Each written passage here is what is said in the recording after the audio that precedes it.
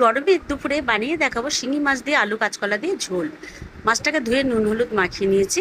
আর এদিকে একটা পেস্ট বানিয়ে নেব। দুটো টমেটো কেটে নিয়েছি, দুটো তিনটে কাঁচা লঙ্কা, আর ওর মধ্যে দিয়ে দেবো 1 চামচ জিরের গুঁড়ো, 2 চামচ ধনের গুঁড়ো দিয়ে মাছটাকে গরম কড়াইতে তেল গরম করে ভেজে নেবো। এক এক করে সব ভেজে তুলে নেবো। নিয়ে ওই তেলের মধ্যে দিয়ে দেবো জিরে, তেজপাতা, শুকনো লঙ্কা আর একটা কুচিয়ে রাখা পেঁয়াজ।